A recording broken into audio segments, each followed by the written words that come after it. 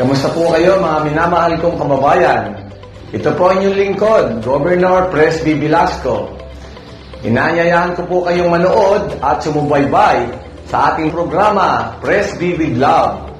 Kasama ko po dito si Speaker Lord Alan Velasco, dito sa Marinduque News Network, Lucky 7 Channel 3, Radyo Kamalindig at Radyo Natin Buwak.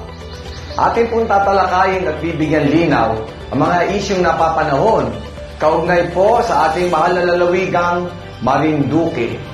Maaari po kayo magpadala ng inyong mga katanungan at suwestyon sa aking official FB page, Governor Presby Velasco, Province of Marinduque, o tumawag o mag-text sa telepono 0930-510-2411. Patuloy po tayo mag-ingat mga kababayan at manalangin po tayo na sama-sama nating malampasan itong krisis at pandemyang ito. Pagpalain po kayo ng ating Panginoon. Praise be with you.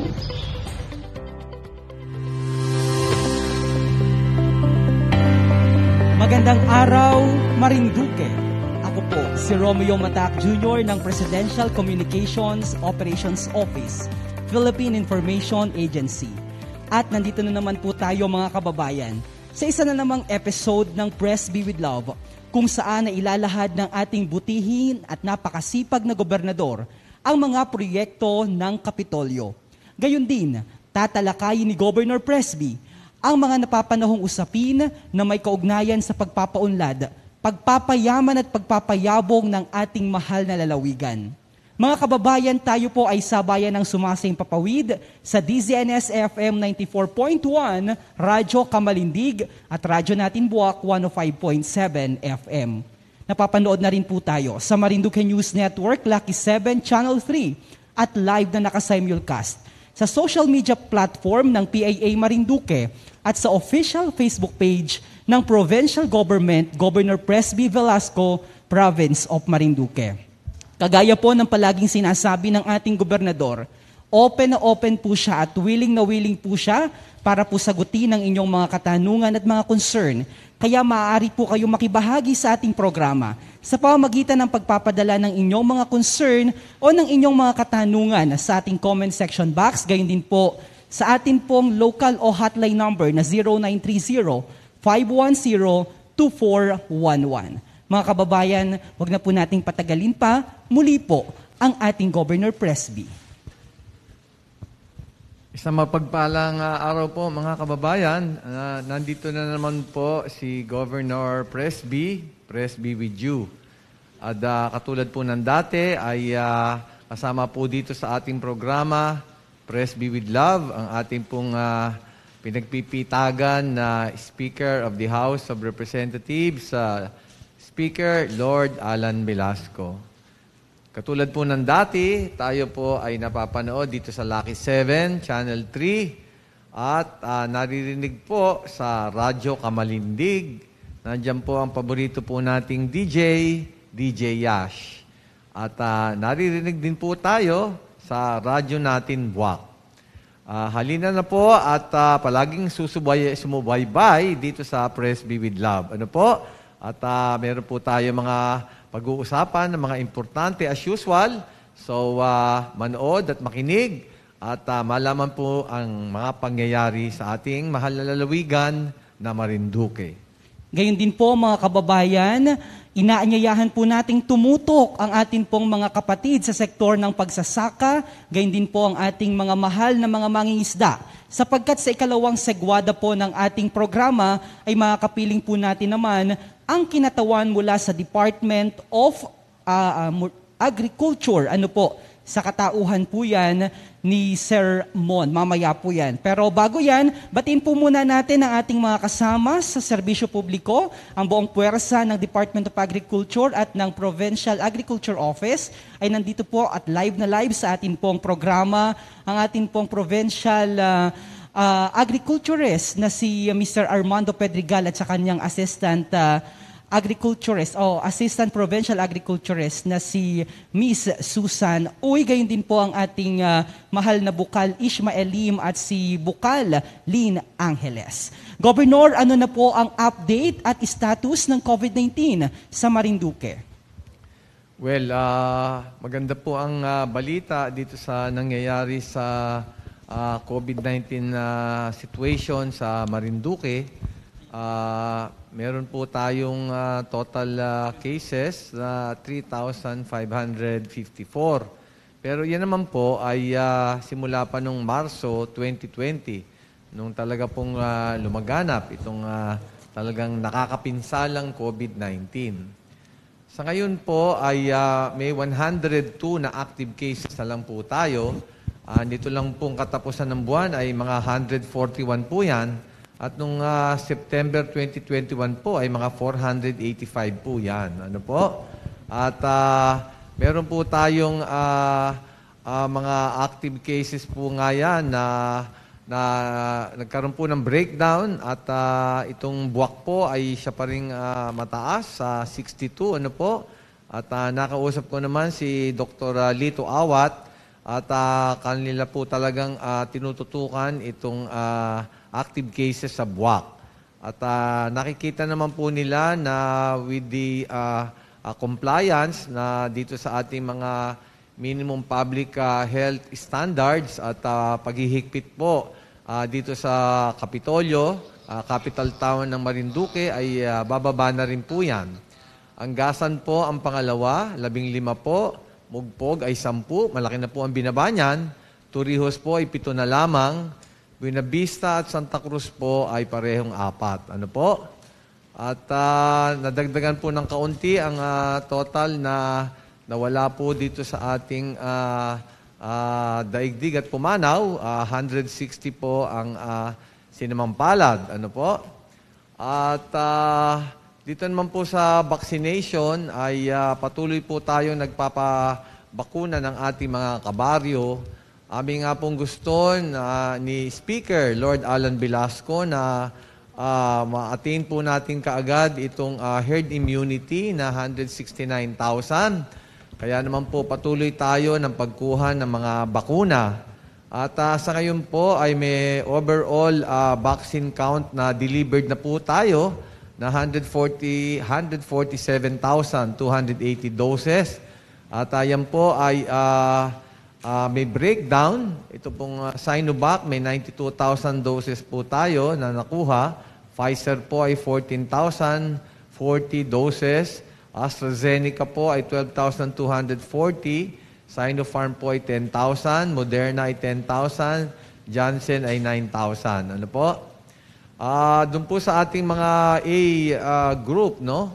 Ay yung A1 po ay meron pang mga 5% po na healthcare workers na hindi pa po nakukumpleto yung pangalawang doses. So, kailangan po namang tapusin na po natin ito. Ang panawagan po natin, kayo po ay naka-expose dyan sa mga health facilities po natin. Ano po? Yung senior citizen po ay mga 60% pa po ang hindi fully vaccinated. So, mga 17,000. Katulad nga po kanina, nung nag-distribute po noong mga calamity assistance at saka yung mga lab loan, at pati po yung social pension sa mga senior citizens, sinabi ko po sa kanila na kailangan na po magpabakuna dahil po yung mga namatay po ay 90 to 95% po ay hindi bakunado. Nagpayagan naman po sila at sabi ko may special gift pa po kami ni Speaker sa kanila, oras na sila ay magpabakuna. Yung A3 naman po, yung may mga comorbidities ay mga 10% na lang po yan, mga ilang libo. Pero ang sinasabi ko nga po, pag nandun na po yung vaccination team sa barangay, ay sunduin na po itong ating mga A2, A3 na mga kababayan nang talaga mabigyan sila ng magandang proteksyon. Ito naman po mga essential workers ay mga 60% pa rin po ang ating ibabakunahan. So, talaga pong hinihikayat natin na pag nandun na po yung team, ay pumunta na lang po kayo. O kayo naman, yung ating mga barangay officials po ay pupuntahan na ho kayo at dadalhin ho kayo dito sa vaccination sites. Panghuli po dyan ay yung mga indigent na mga kababayan natin, pero mga 90% pa po yan. Pero talaga pong bibilis ang pagbabakuna dahil po no less than the President, President Duterte po, ay nagbigay na po ng mga target bawat bayan. At medyo talaga pong dinidiinan dahil ang sinasabi po doon sa mga LGUs na hindi magsusumikap na mabakunahan yung mga kababayan nila o constituents ay baka magkaroon ng administrative complaint. Ano ho? Well, tayo naman ho, ang Marinduque ho, congratulations sa ating Provincial Health Office under Dr. Jerry Caballes at dito po sa mga rural health units. Tayo ho ang pinakamataas na vaccination na nagagawa. Halos 32% na po ang ating nababakunahan at halos mga 35,000 na po ang na fully vaccinated. So patuloy po yan at gusto po namin ni Speaker Lord Alan ay mabakunahan na po ang karamihan. Ano po? So ganyan po ang sitwasyon. At nakita nyo na po, naging MGCQ na po tayo. Naglabas po tayo ng Executive Order 38. Kaya nga po dito, binibigyan din natin mga kababayan na yung fully vaccinated po ay may mga pribilehiyo. No? At nagkakaroon po sila ng mga priority rin sa mga programa natin at project at yung pong mga ayuda at benepisyo. So ating pong tinatawagan lahat ng ating mga kababayan, magpabakuna na po para protektado at may prioridad pa sa mga programa at proyekto. So, ganyan po ang sitwasyon. Yun naman fully vaccinated po. Halimbawa po, kung kayo'y resident, at fully vaccinated na kayo, kukuha ho kayo ng travel coordination permit dito sa ating opisina o dito sa satellite office sa Santa Cruz. At pagbalik nyo ho ay yung same TCP or permit ang gagamitin nyo. Yung fully vaccinated ho ay hindi na magpapa-antigen. Kaya lang ho, kailangan kayong magpakita doon sa rural health unit at magkakaroon po ng medical examination for manifestations or symptoms na baka meron ho kayong nararamdaman. Ngayon ho, yung ating mga unvaccinated na residents ho ay pwede hong lumabas pero hanggang 3 days lang ho na hindi sila mag-antigen. Pag lumakpas ho nung 3 days, kayo po ay mag-antigen na dahil unvaccinated pa po kayo. Yan naman pong ating mga OFWs at saka overseas Filipinos na babalik. Ano po? Ay pag fully vaccinated ay okay na rin po. Provided ay kailangan po kayong merong BOQ o Bureau of Quarantine na certificate na dadalhin. Yan, may vaccination card ho kayo, may TCP, at may BOQ na certificate. At yun na magpapakita po na nag-comply kayo sa ibang requirements ng DOH at Bureau of Quarantine. So, ganun ho mangyayari. At pagpasok nyo po ay masasubject po kayo sa medical examination.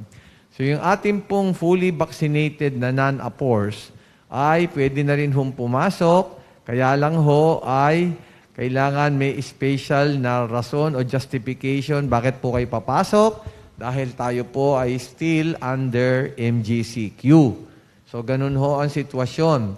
At yan po ay pwedeng ma-reimpose yung testing sa mga non-APORs kung halimbawa po ay nire-request ng municipal government concerned o meron pong inutos ang IATF at kailangan po tayong sumunod. So, ganyan po ang sitwasyon natin at alam niyo po, nagluluwag na tayo basta tungkol doon sa mga fully vaccinated. Kaya po, uulitin ko mga kababayan, kailangan na pong magpabakuna at maging matapos yung 2 doses ng bakuna. O, yan po ang sitwasyon. Opo. Governor, at the same time, nais din po nating ipabatid sa ating mga kababayan ano po yung sinabi po ninyo na ito po'y ni-request at pinakiusap po ninyo sa IATF na instead na kaparehas na yung status na Alert Level 3 na ang kaparehas po ay GCQ, sa pakikipag-usap po ninyo sa kanila at sa kahilingan po ninyo ay ibinaba po tayo sa Modified General Community Quarantine. Tama po yun, mga kababayan. Talaga pong ang recommendation po ng IATF ay GCQ pa rin po tayo o Alert Level 3 ang katapat. No? Pero hindi pa po tayo under the Alert Level System.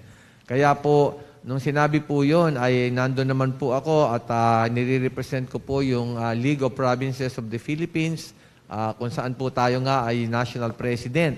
At tinulungan naman po tayo ng ating mga sekretaryo po doon na miyembro ng IATF at pumayag po sila na i-revert na po o de-escalate po tayo sa MGCQ.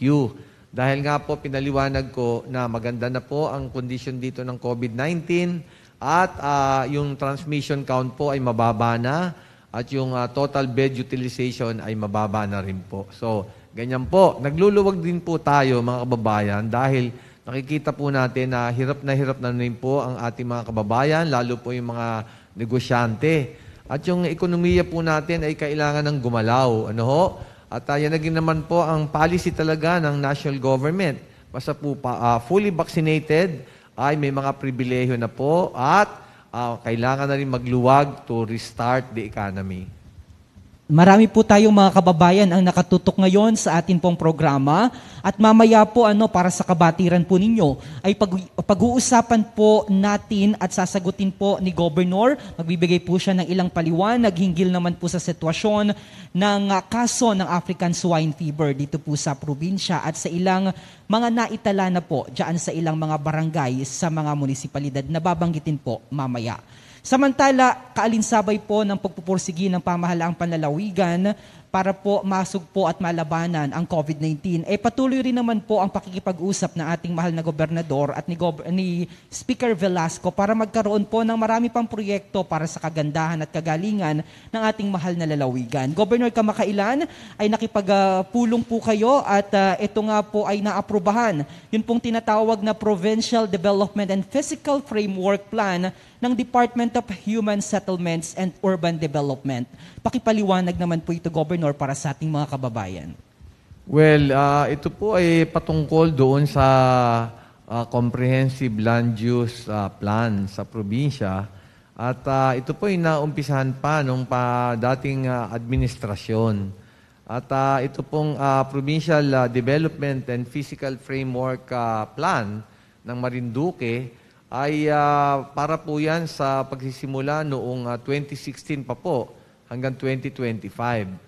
Ngayon po ay nung nag-assume po si Secretary Eduardo Del Rosario na Secretary po ng Department of Human Settlements and Urban Development, ay hiniling niya po na totally makonsidera na po ito at ma-approve.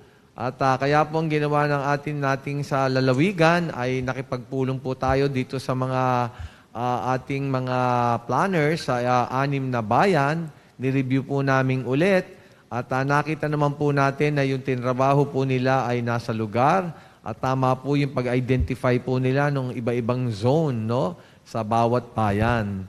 So nirecommend po natin yan at nung last week po ay nakipag-meeting po tayo sa opisina ni Secretary Del Rosario at nag-meeting po yung committee nila diyan na nagre-review doon sa ating Comprehensive Land Use Plan. Yan po ang tinatawag nating Provincial Development and Physical Framework Plan ng Marinduque.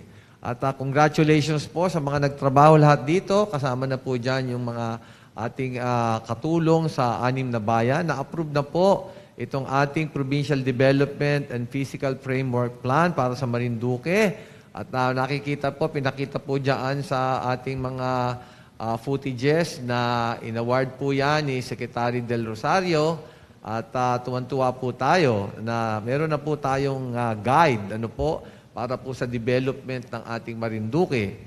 Pero sa nabanggit ko nga po, ay patapos din na po yan sa 2025.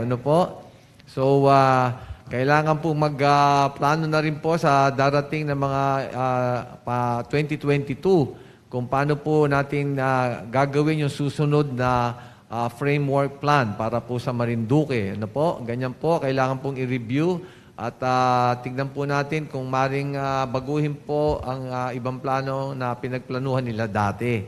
Napaka-importante po niyan kasi po ay required po yan para po tayo makakuha ng mga biyaya, mga programs and projects sa Department of Human Settlements and Urban Development. At nangako naman po si Secretary Dol Rosario, natutulong po sila dito sa Marinduque. Alam niyo naman po ang DSUD na yan ay dyan po nakapaloob na po lahat yung mga ahensya sa housing and urban development. At kailangan naman po talagang tignan natin ang sitwasyon sa Marinduque.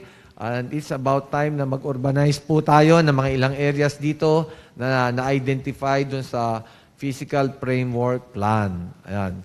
At ang kagandahan nga ho, may bonus pa tayo.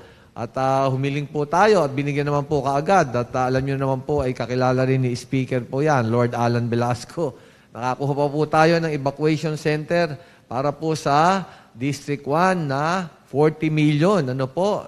Ito ay magandang klase na evacuation center at kompleto po sa facilities. At sa District 2 ay meron din po, 40 million din po ang nakuha nating evacuation center and multipurpose building.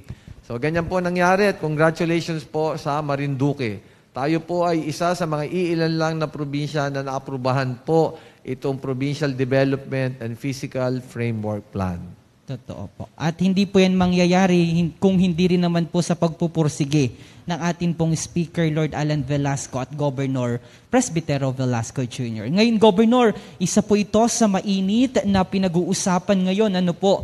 Ito pong mga naitalang kaso ng African Swine Fever sa ilang mga barangay sa bayan ng Torrijos at sa ilan pa pong mga meron na pong highly suspected na mga cases sa ilan pa pong mga barangay. Ito po yung may kaugnayan dito sa African Swine Fever na atin pong kinaharap ngayon. Ano po ang status nito, Governor? Well, yan nga po ang isang hindi magandang development at nagkaroon po tayo ng African Swine Fever na mga kaso dito sa ilang bayan. Ano po? At nakita po yung mga nangamatay na baboy dito sa Buenavista. Yan po ay sa mga barangay ng Bagakay, sa Timbo, sa Bikas-Bikas, at sa Tungib, Lipata. At meron din po sa Libas, sa Bagtingon at Yuok. Pero po sa unang apat na nabanggit ko, sa Timbo, Bikas-Bikas, at Tungib, Lipata, ano po? Ay diyan po ay confirmed na po na talagang ASF, no po? So yan po ay talagang nandiyan po ang ating mga tao sa Bureau of Animal Industry at sa ASF Control and Prevention Team nandiyan po. At sila po ay nagsasagawa nung tinatawag na culling o yung talaga pong tinamaan na po ng ASF ay kailangan na pong patayin at ilibing, ano po? At dito rin po sa Torrijos, may confirmed na po na cases diyan po sa Dampulan at sa Tigwi. At yung highly suspected na mga barangay po ay Makawayan at Malibago. Dito naman sa Buwak po, ang suspected po na may ASF ay Duyay at Tugos. At sa Gasan po ay suspected po na may barangay ay dito po sa sa Kabugaw po at sa Tapuyan. Ano po? Highly suspected pa po yan, hindi pa po confirmed. At dito po sa Santa Cruz, ang suspected po ng mga barangay ay Aturan, Baliis, Tawiran at Taytay. Yan po ay hindi pa po confirmed na may ASF. No po? Yan lang po ay highly suspected kasi po nagkaroon po ng mga incidents na merong namatay na baboy. So, ganyan po ang sitwasyon. At may mga ginagawa po yung ASF Control and Prevention Team na kung talaga pong yung mga pinpointed po na pinagkunan ng samples ng mga baboy at confirmed na po ng laboratory ng BAE ay talaga pong kailangan na pong patayin at ilibing po doon sa mga libingan na inayos pong mabuti na para po hindi kumalat yung ASF virus. So, ganyan po ang sitwasyon. Doon naman po sa mga inorderan na patayin po yung baboy. Ang provincial government po ay naghahanda ng financial assistance. At nandyan naman po yung ating programa na Presby Cares na handa rin pong magagamit natin para makapagbigay po tayo ng mga kapital, zero interest, at 1 year yung moratorium bago magbayad. Yan naman po sa Department of Agriculture ay meron po tayo dyan doon sa Agricultural Credit and Policy Council na mga pautang din po. So, pwede pong ma-avail yan. No? At yung pang hindi tinatamaan ay kailangan pong ina-advise natin na kumuha na rin po ng insurance do sa Philippine Crop Insurance Corporation patungkol po sa ASF. At para po kung sakali man na hindi makontrol at maapektuhan yung kanilang mga alaga na baboy, ay at least ay naka-insure po doon sa Philippine Crop Insurance Corporation. At humingi rin po tayo ng tulong kay Secretary William Dar at sa Department of Agriculture at tinitignan naman po nila kung paano tayo matutulungan dito po sa ating mga nagpapalaki ng baboy na tinamaan ng ASF. Ganyan po ang sitwasyon sa ngayon. Kaugnay po niyaan, noong May 11, 2021 ay naglabas po kayo ng Executive Order number 16, Series of 2021 declaring a state of calamity throughout the entire province of Marinduque due to the African swine fever outbreak pursuant to Presidential Proclamation number 134 at epektibo. Ito po ba ay epektibo pa rin hanggang sa ngayon kahit na governor, ngayon lamang tayo dinapuan at nagkaroon ng tala ng kaso ng ASF? Opo, itong Executive Order number 6-2021 ay nagbabawal ho na magpasok dito ng baboy o pork meat galing sa labas. So yan ho ay patuloy pa rin nating ini-enforce at hindi po nakakapasok yaang mga baboy sa labas. At yung ating mga trader po na lumalabas ay grabe po ang pag-disinfect niyan. At sila din po ay obligado mag-disinfect. At yun naman po sa Bureau of Quarantine, dyan sa Talaw-Talaw, ay madalas po ay minomonitor ko po yan. At sabi naman po nila ay talaga pong mahigpit yung kanilang pag-check ng mga pumapasok na sasakyan papunta sa Marinduque. At dito rin naman po sa ating mga pier sa Marinduque ay mahigpit din po nagpapatupad ng mga inspeksyon at examination at itong pag-disinfect po. Itong ating provincial veterinarian sa opisina po ni Dr. Victoria. So, ganyan po ang sitwasyon po. Patuloy po ang ating prohibition na magpasok ng baboy o pork meat galing sa labas. Kaugnay po ng usapin na yan, Governor, may mga lumalabas po na issue na aniya ay yun daw pong mga ipinamamahagi ng provincial government na mga alagaing baboy ay galing daw po sa labas. Paki-clarify at pakisagot nga po ito, Governor, itong bagay po na ito para maliwanagan po ang ating mga kababayan. Wala po itong katotohanan at yun na nga po, naipaliwanag ko po yung Executive Order 16-2021. Bawal ho talagang magpasok ng baboy galing sa labas. Ito hong livestock dispersal ay iba-iba pong programa yan. Meron pong livestock dispersal ang DOLE. Nag-distribute din po sila ng livestock, ng baboy, under sa kanilang programa. Meron din po yan sa Department of Agriculture. Meron din po silang livestock dispersal. Actually, kahit po yung Department of Agrarian Reform ay meron din po sila dating livestock dispersal, meron din naman po ang provincial government. Pero ito pong lahat na pinapa-disperse po natin na baboy ay dito lang po binibili. Yan po ay nakalagay sa terms of reference ng ating mga bidding. Kaya nasisiguro po namin na ito pong ating pinakalat na baboy at pinamigay sa ating mga nag-aalaga ng baboy ay dito lang po nanggaling yan. Kasi nga po, alam po natin na ibang areas po sa labas ng Marinduque ay may na-infect na po na ASF, kaya ayaw po natin na bumibili sa labas. At yan nga po ang executive order natin, 16-2021, bawal ho tayong magpasok ng baboy. Kung kami ho ang nag-issue niyan, talaga ho hindi ho namin gagawin yan. Pati ho kami magbabiolate ng aming executive order. So mga haka-haka lang po yan at hindi po totoo yan. At medyo po yung iba naman ay wag magbibigay ng mga ganyang konklusyon dahil wala pong base yan at walang katotohanan. Dahil po dyan ay patuloy pa rin po naman ang ginagawa pong sabi nga ni po ay intervention. Actually, kanina po ay kinapanayam natin si Dr. J.M.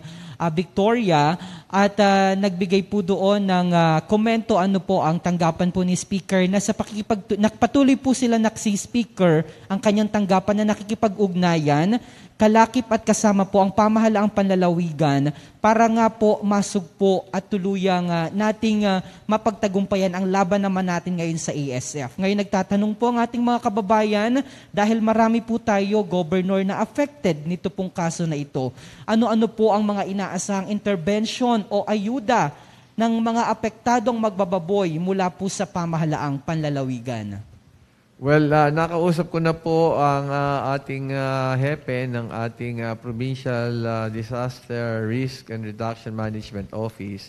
At sinabi ko po na mag-set aside po tayo ng pondo para po matulungan natin itong ating mga kababayan po na nag-alaga ng baboy at maring naapektuhan po at nahawa dyan sa ASF.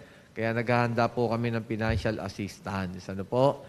At yun na nga po, ay meron po tayong Presby Cares na tumutulong po dun sa mga negosyante na gustong magkaroon ng soft loan o halos wala hong interest, talagang zero interest at wala namang collateral. At 1 year pa po bago magsimula yung amortization. So, ating pong kakausapin yung mga naapektuhan po ng ASF para po sila ay makabangon kaagad. At tututok po at tutulong naman po tayo sa pagbibigay ng hanap buhay din. At alam niyo po, yung mga ganyan lugar ay hindi pa po natin pwede sigurong palakihan niya ng baboy. Kaya magko-concentrate po tayo dyan sa mga chicken po or kahit po yung ating native chicken na in demand na rin po. O kaya po ay itong ating mga kambing na pinapakalat na rin po natin at napakaganda po nitong magparami ng kambing dito, lalo po yung half-breed. Ano po? At maaari pa pong ibang negosyo ay tutulungan po natin itong ating nagpapalaki ng baboy na naapektuhan po ng ASF. At ganun din nga po, sinabi ko po ay nakikipag-usap na po tayo sa Department of Agriculture para makakuha po ng tulong. Nabanggit ko rin po na kailangan pong yung wala pa pong naapektuhan ng ASF, lalo po sa Mogpog at yung mga ibang mga barangay po na hindi lugar ng merong highly suspected na mga tinamaan ng ASF, ay sana po ay mag-apply na rin po kayo sa Philippine Crop Insurance. Baka pwede pa pong mai-insure yan habang hindi naman po kayo nahahawa. So ito po yung mga interventions natin gagawin at alam nyo naman po tayo, pag may problema ay nakatutok po at hindi nga lang po maganda yung nangyari na napasukan po tayo ng ASF. Ano po? At wala namang may gusto niyan. Kaya po magsimula tayo ulit at lalo na po ay talaga magpaparami naman po tayo ng baboy dito sa Marinduque. Kilala po natin yung native pig natin dyan sa Maynila at sa ibang lugar. At po magsimula ulit at mag-ingat po sa ganyang ASF o yung iba pang mga sakit ng baboy. Opo, at para rin po makakuha kayo noong mga posible pong ayuda, sabi po ng ating provincial veterinarian, Yung mga hindi pa po affected na lugar, kailangan nyo pong magparehistro na, iparehistro nyo po yung inyong mga alagang baboy sa RSBA. At kagaya po ng palaging sinasabi ni Governor at ang ating pong mahal na Gobernador, patuloy pong nakikipag-usap sa mga national government agencies, lalong-lalo na po dito sa Department of Agriculture.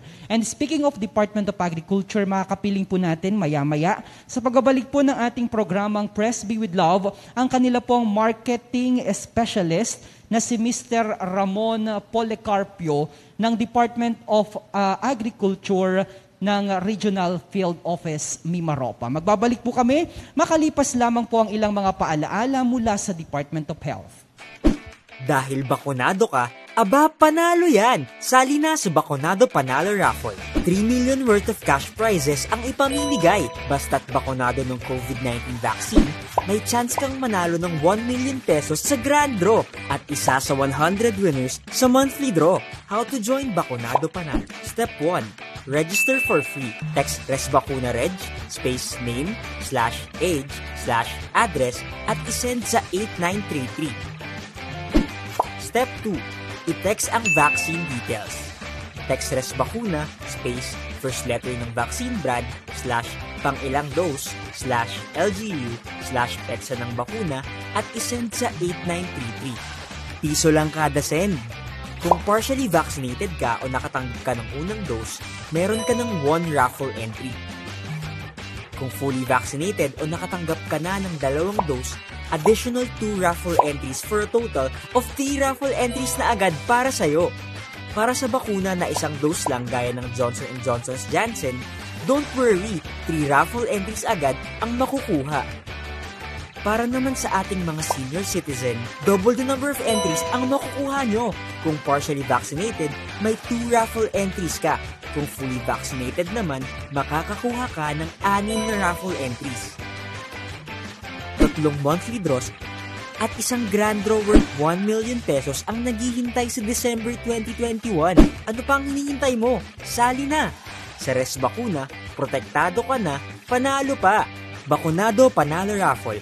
Para sa'yo ito. Para sa karagdagang impormasyon, pumunta sa aming website.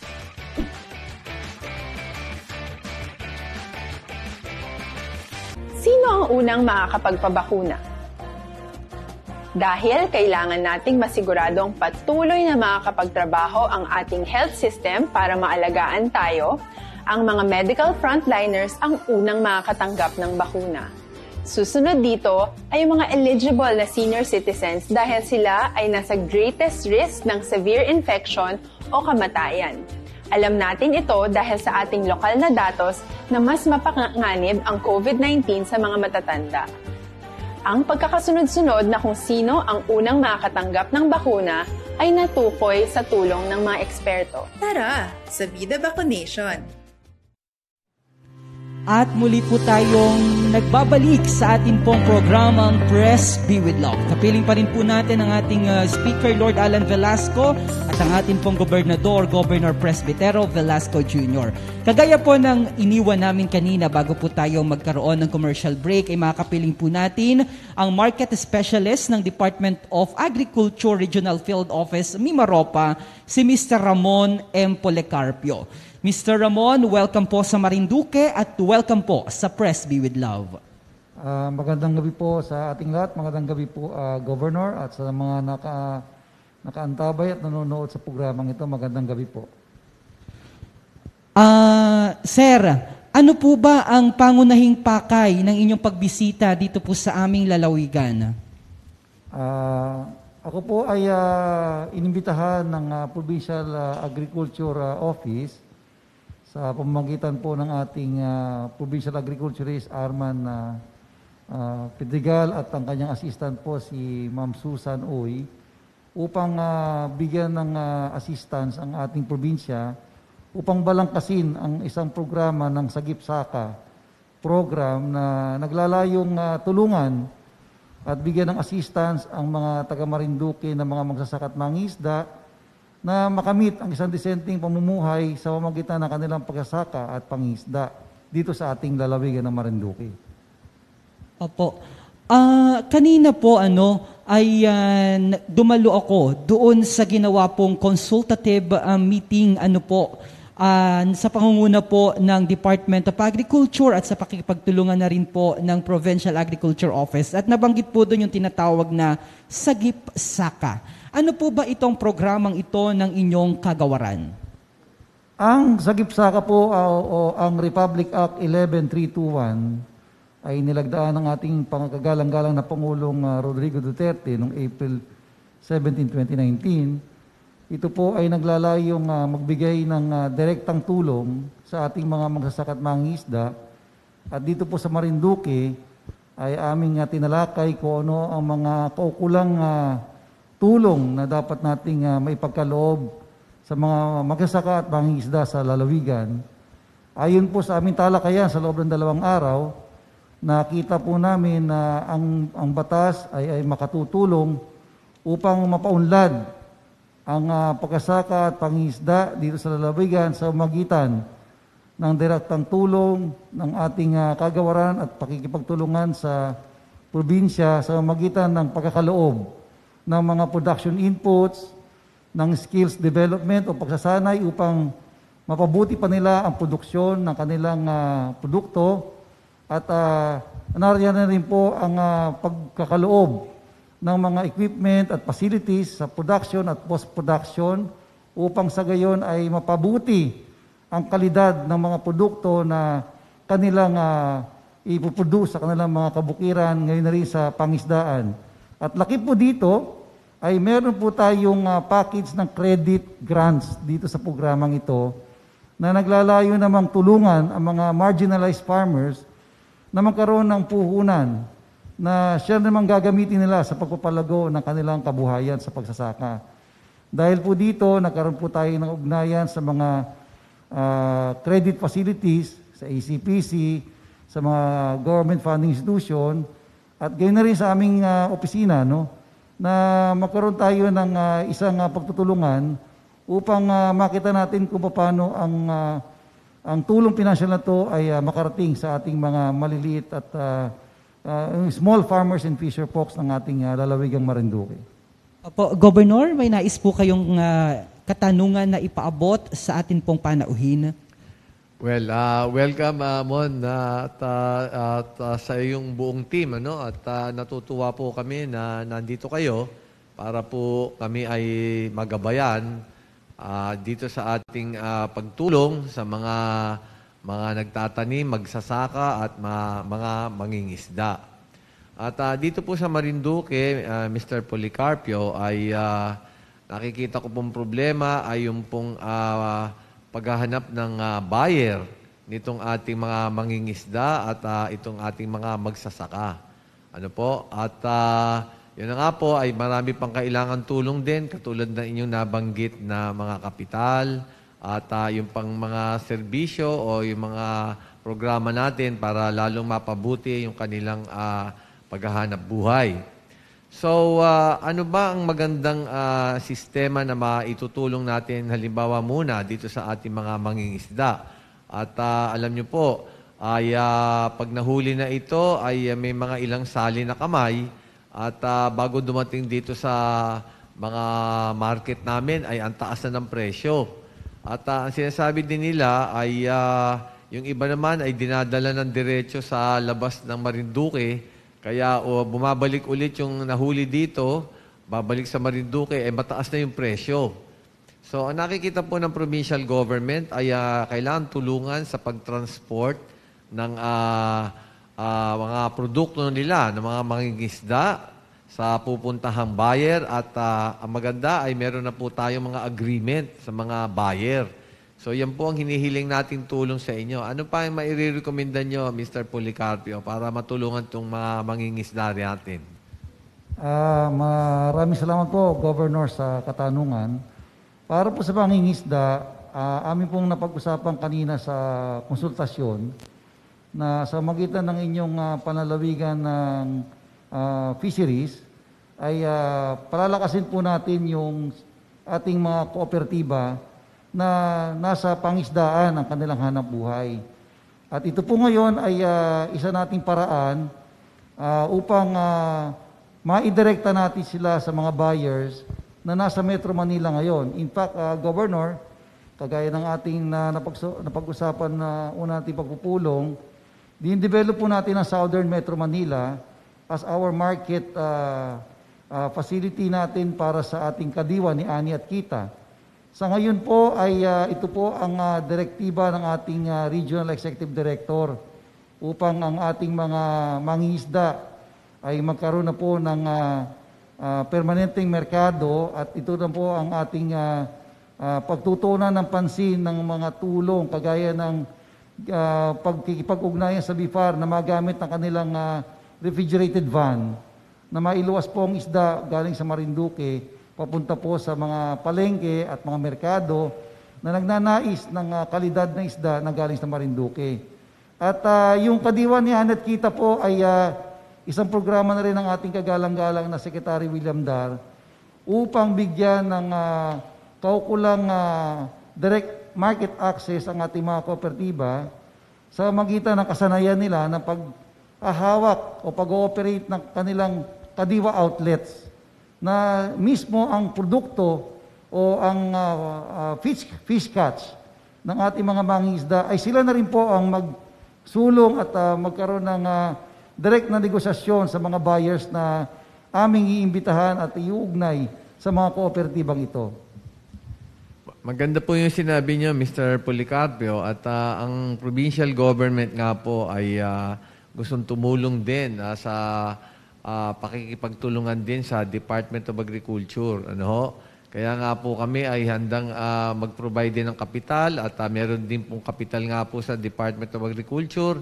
So magkakatulungan po tayo dyan na talaga pong hindi na dapat nangungutang itong ating mga mangingisda at hindi naman nababarat din at minsan daw ay hindi nababayaran. Ang gusto po natin ng provincial government nga ay kami na ho ang bibili ng isda, babayaran ka agad ng cash. At ang napaka-importante sinabi niyo ho ay yung merkado. Yung refrigerated ba naman ay pwede ho naming i-acquire yan at actually nga ho ay tumutulong naman ang BIFAR sa atin. Pwede ho mag-provide ng mga refrigerated van. Pero ang importante ho sa amin lahat ay yung bibili. So sana ho ay makakita tayo ng buyer dyan at mai-set up po natin yung sistema. Palagay ko, pag naayos na po natin yan, ay talagang aasenso na itong buhay ng ating mga mangingisda. So, kamusta po ang ating merkado na tinutumbok dyan para sa ating mga mangingisda? Sa anong lugar kaya tayo makakakuha niyan? At ano ba ho yan? Kailangan bang may mga kontrata ba tayong papasukin dyan, ang provincial government at yung mga buyer? Paano ho kaya ang sistema? Ang aming pong pinagtutunan ng pansin ngayon, ayon na rin sa direktiba ng ating Regional Executive Director Antonio Herundio, ay establish natin ang ating direct na ugnayan sa City of Las Piñas na kung saan ang mga major markets ng City of Las Piñas ay ang ating magiging katuwang o kapartner dito sa sinasabi nating supply ng isda. Dahil alam po natin na ang Las Piñas City at ang mga kalapit syudad nito ay highly urbanized at highly industrialized na mga lugar nito at talaga pong kinakailangan nila ang pagkain kagaya ng isda. In fact, ang aming pong huling pakikipag-usap sa City Agriculture Office ay inihahanda na po namin ang mga merkado ng City of Las Piñas na ipwesto na ang ating refrigerated van para ma-promote na ho natin ang mga fish catch ng ating lalawigan ng Marinduque at kalaki po dito ay ang direkta ng pakikipag-ugnayan sa mga market associations. Dahil po ang ACPC o ang Agricultural Credit Policy Council ay meron pong pautang na ipinagkaloob dito sa mga market associations na ang layunin po ay direktang mamili ng mga ititinda nila sa palengke nila, sa pwesto nila, mula sa ating mga mangingisda at magsasaka. Kung kaya ang katugunan ito po ay amin pong binibigyan ng todong pansin dahil ito po ay tulong ng ating kagawaran sa magitan ng ACPC na ito po ay makikinabang direkta ang ating mga mangingisda at magsasaka. Maganda po yan, Mon. At patungkol naman po tayo sa mga magsasaka. Ano po. At alam nyo, matagal na po natin pinag-aaralan itong kondisyon po na itong ating mga magsasaka. At alam na naman po natin na kailangan po talagang yung high value crop po talaga ang dapat po nating pinapatanim sa kanila. And then more importantly ho, ay yung bibili, yung buyer nga natin pinag-uusapan. Patungkol ho dyan sa mga tinatanim natin sa ngayon. At meron po nagtatanim pa rin ng mga gulay at yung palay. Ano ho? Ano bang tingin nyo kung mag-shift na ho tayo dito sa high value crop? At mga high value crops na meron naman tayong makukuhang buyer dyan sa ating tinatarget po na merkado sa bandang Metro Manila. So, ano masasabi nyo kung lumipat ho tayo sa mas mahal at more in demand na mga high value crops? Maganda pong katanungan, Governor. Ayon po sa aming pag-aaral sa katangian ng Marinduque, ang Marinduque po ay may kakayahang mag-produce ng mga high value crops. Sa amin pong pag-uusap kahapon at hanggang kanina po, ay meron po kaming nakitang isang high value crops na pwede nating may supply sa mga buyer. Ito po yung ube. Kanina po kasi merong isang grupo na tila ay natatalo sila sa pagtatanim ng kamote. Ang sabi namin, kung ang kamote ninyo ay gagawin nating ube, yan po ay magkakaroon ng merkado sa Metro Manila. Dangan lang ang ating ni-request sa Provincial Agriculture Office ay magkaroon ng isang kumpletong talaan kung ano ba talaga ang kakayahan ng Marinduque sa dami at sa halaga ng produktong ito na may iugnay namin sa market. Kung tutusin po, sa ngayon po ay meron akong standby o order na 50 hanggang 80 metro tonelada ng ube.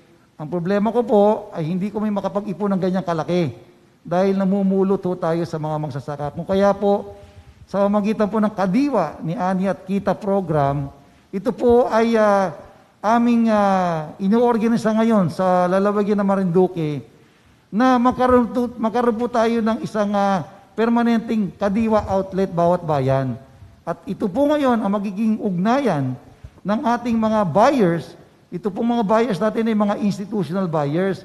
Hindi na po dadaan sa traders. Kung kaya ang kita na makukuha ng ating mga kooperatiba at ng ating mga sasaka ay direkta na po nilang papakinabangan ang mga ugnayang ito sa merkado. Maganda po yan, Mon. Actually nga po, meron na kaming mga project na Kadiwa ay inaayos lang po yung lupa ay pwede na pong maitayo yan. At maganda po yung recommendation nyo na ube. Actually, matutuwa po yung aming bukal dito, si Jojo Leba. Ang tawag po sa kanya ay ube din. At siya yung nagpo-propagate ng ube.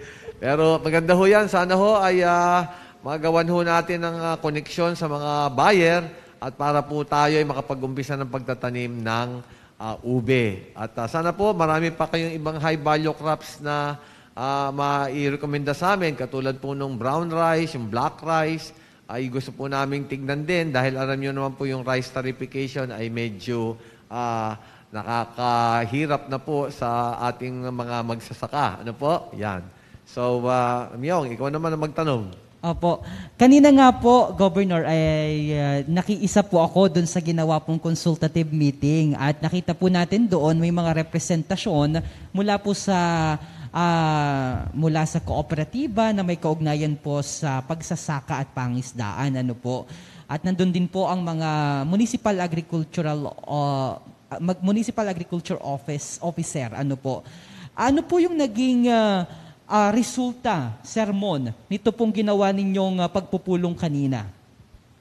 Okay, ang naging resulta po, unang-una po ang layunin natin sa pag-uusap ng 2 araw na to ay makreate natin yung Provincial Kadiwa Network. Kasi naniniwala ho kami na sa clustering and consolidation ay magkakaroon po ng lakas ang pagsasama-sama ng mga mangingisda at mga magsasaka tungo sa isang masigla at competitive market. Para po hindi naman sinasabi namin kalabanin ang mga traders, dahil hanap buhay din naman nila ang trading, kundi ang lakas na ating ginagawa sa magitan ng Kadiwa ni Ani at Kita program ay rekta natin iuugnay ang mga kooperatibang ito sa mga buyers na nagnanais na gusto din nilang makaugnayan ang mga tunay na magsasaka at mangingisda na tunay man din nagpuproduce ng pangangailangan nila. Ito pong Kadiwa ni Ani at Kita program ay kasalukuyan na pong na-implement na sa Las Piñas. Ito po ay sa pamamagitan ng Kadiwa sa parokya dahil ito po ay nakalagay o naitalaga sa isang simbahan sa Las Piñas, yung St. Joseph Parish, yung Bamboo Church. Ang ating pong grupo rito ay taga-Oriental Mindoro. At yung isa po nating pinalalakas ngayon ay Kadiwa on Wheels. Ang Kadiwa on Wheels po is a mobile market. Ito po ay ino-operate ng ating grupo na magsasaka na siya po ay pumapasok sa mga villages sa Las Piñas upang maghatid ng mga kalidad na pagkain ng sari-saring gulay, prutas at isda, karne. At ito po ay abot kayang halaga kung kaya po ito po ay patuloy na tinatangkilik. Dangan lang ay talaga ho ang problema namin ngayon ay supply. Kaya hindi namin masyadong maipalaganap ang programang ito. Pero sa kakayahan po ngayon ng Department of Agriculture, meron na po tayong 2 Kadiwa on Wheels truck na naglululan po ito ng 2 tonelada kada biyahe. At kaya po nating supplyan ang buong Las Piñas kung makukuha natin ang tamang pagdaloy ng supply mula sa probinsya ng Mimaropa patungo po sa Las Piñas. Yan po, nasa larawan po, nakikita niyo po ngayon yan. Yan po yung ating mga ginagawang direct marketing strategy na kalaki po dito ay natututo po yung ating magsasaka sa pagninegosyo. Kaya po ang challenge namin sa mga dumalo sa ating consultation meeting, sa next naming pagkikita, hindi na po farmers at fisher folks ang tawag natin sa kanila. Ang tawag naman natin sa kanila ay mga entrepreneurs o agripreneurs na po. Sapagkat gusto nating bihisan na ang mga magsasaka at mangisda ay mga negosyante na sa tunay na diwa at gawa. Kaya po ang Kadiwa ay tinatawag na kasama sa diwa at gawa. Okay. Sir Mon, batid nyo naman marahil at tuloy-tuloy din naman yung ginagawang pong pakikipag-ugnayan ng ating pamahalang panlalawigan sa DA. As a matter of fact, meron na pong team ang DA na pinadala po dito, lalo na po ang Bureau of Animal Industry. Ito po may kaugnayan pa rin dito sa ASF bilang marketing specialist ng DA. Paano kaya makakatulong po kayo, Sir Mon, dito sa mga nag-aalaga ng baboy dito sa lalawigan samantalang nasa ilalim kami ng ASF? Okay, isa pong naaangkop na tanong sa isang kasalukuyang kaganapan na sabihin natin ay hindi kasaya-saya sa ating mga nag-aalaga ng baboy sa lalawigan ng Marinduque.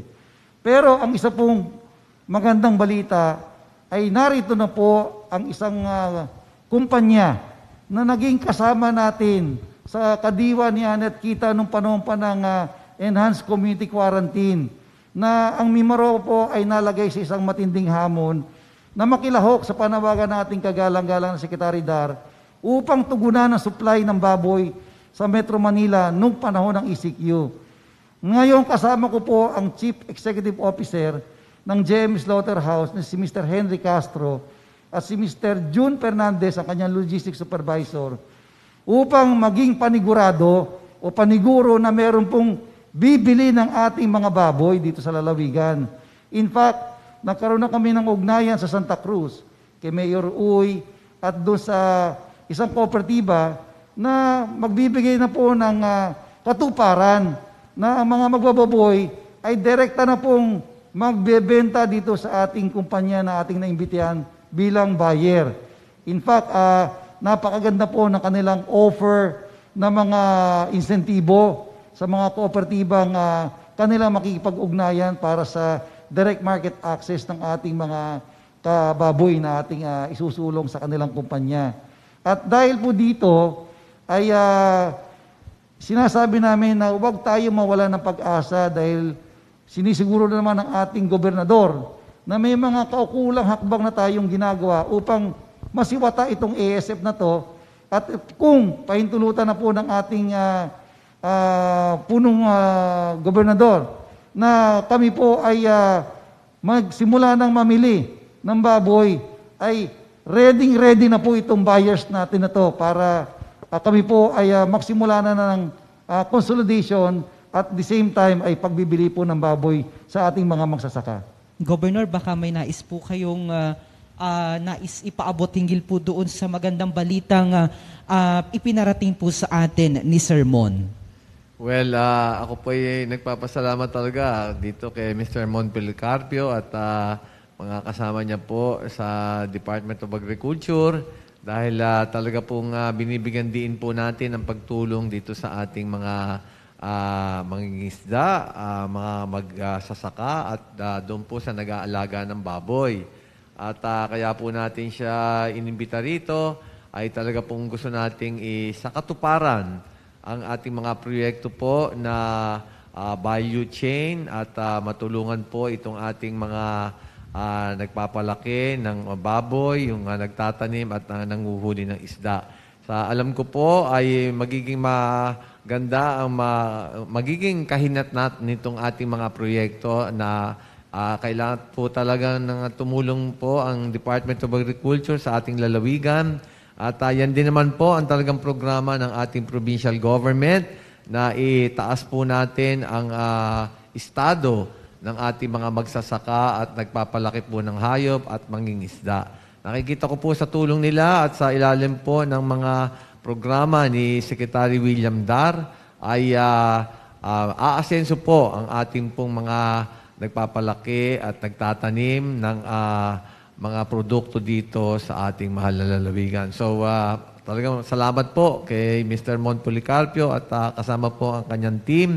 At palagay ko po ay patuloy tayo makikipag-ugnayan at magkakaroon ng kooperasyon para po katuparan ang ating mga adhikain na mapalakas at mapaganda itong ating pagpapalaki ng agriculture at lalo pong makatulong sa ating mga kababayan. Okay.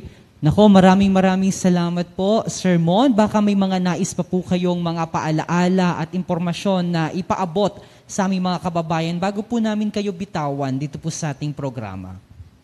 Okay, muli ay ako nagpapasalamat sa ating gobernador sa pagbibigay ng pagkakataon sa aming tanggapan upang kami po ay makipag-ugnayan at makipagtulungan sa ating counterpart, ang Provincial Agriculture Office, gayon na rin sa Provincial Veterinary Office at sa ating fisheries na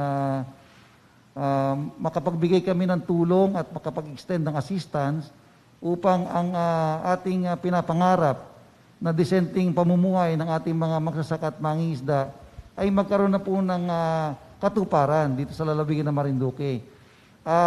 Kung sa mga kooperatiba po na nagnanais pong makilahok sa Sagip-Saka program sa magitan ng Farmers and Fisher Folks Enterprise Development Program, makipag-ugnayan lang po kayo kay Provincial Agriculturist Arman Pedregal sa kanyang tanggapan sa Provincial Agriculture Office at meron po tayong binuo na enterprise development team na siyang magbibigay ng assistance sa inyo upang makita natin kung paano ang Sagip-Saka program ay makatugon sa inyong mga pangangailangan, sa inyong hanap buhay sa pangisda at pagsasaka. At muli ay sa ngalan po ng aming Regional Executive Director, Antonio Hirundio, kami po ay lubos na nagpapasalamat at umasa po kayo na aming presensya ay patuloy na madadama ninyo sa mga programang ito sapagkat ito ngayon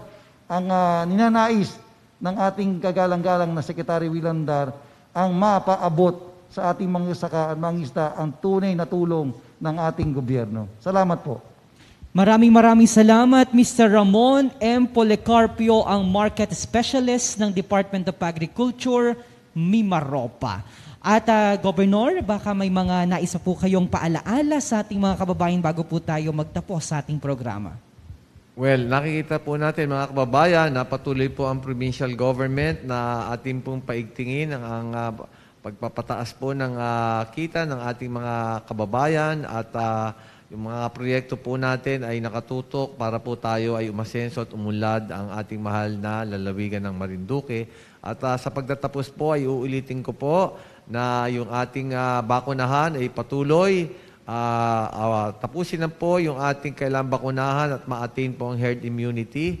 At pasasalamat po ulit na po ako kay Mr. Mon Policarpio ng DA Mimaropa at ang ating pong Regional Director, Tony Herundio, at ang ating pong napakasipag na USEC din po, Ariel Kayanan, at ang iba pa pong mga undersecretaries, at ang ating pong napakasipag, napakagaling na Secretary William Dar. Maraming salamat po sa inyong lahat. At sa ngalan po ng buong puwersa ng Presby with Love at si Speaker Lord Alan Velasco, sa lahat po na aming kasama dito sa communication team, si Mr. Blair Di Maano, special shout out kay Tito Arlene at kay Attorney Hani. Magandang hapon po. Magandang araw po sa inyong lahat. At sa lahat ng ating mga kababayan magkarinigan at magkapanooran po tayong muli sa darating po na Huwebes sa kaparehas na oras at himpilan. Ito po ang programang Presby with Love, mabuhay ang Marinduqueño saan mang panig ng mundo.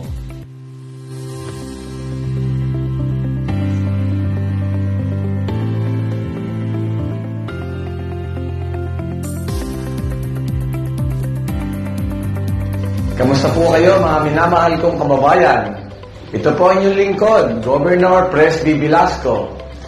Inaanyayahan ko po kayong manood at sumubaybay sa ating programa, Presby with Love. Kasama ko po dito si Speaker Lord Alan Velasco, dito sa Marinduque News Network, Lucky 7 Channel 3, Radyo Kamalindig at Radyo Natin Buwak. Atin pong tatalakayin at bibigyan linaw ang mga isyong napapanahon kaugnay po sa ating mahal na lalawigang Marinduque. Maaari po kayo magpadala ng inyong mga katanungan at suwestyon sa aking official FB page, Governor Presby Velasco, Province of Marinduque, o tumawag o mag-text sa telepono 0930-510-2411. Patuloy po tayo mag-ingat mga kababayan at manalangin po tayo na sama-sama nating malampasan itong krisis at pandemyang ito.